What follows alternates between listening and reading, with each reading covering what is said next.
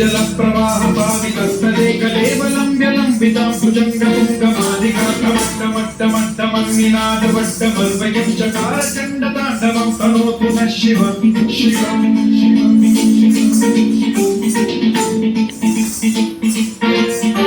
जटाकटाह सम्भ्रम भ्रमन्निलिम्प निर्झरी विलोलवीचि वल्लरी विराजमानमोधरी ज्वलल्ललाटमट्टपावके किशोर चन्द्रशेखरे रचिप्रतिक्षणम्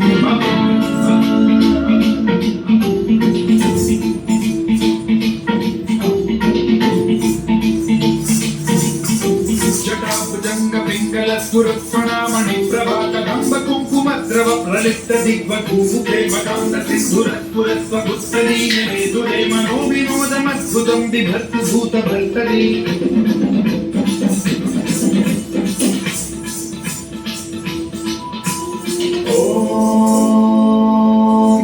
शिवाय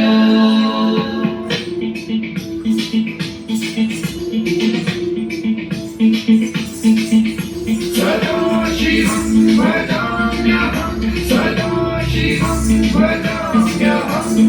ॐ नमः शिवाय प्रफुल्लनीलपङ्कज प्रपञ्चकालिम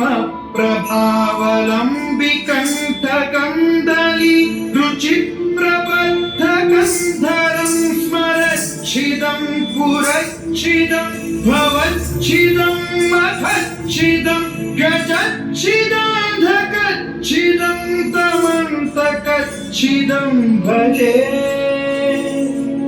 अखण्ड सर्वमङ्गलाकलाकदम्ब मञ्जरी रसप्रवाह माधुरी विजृम्भणा मधुव्रतं स्वरान्तकं पुरान्तकं भवान्तकं मखान्तकं गजान्तकान्तकान्तकं तमन्तकान्तकं भजे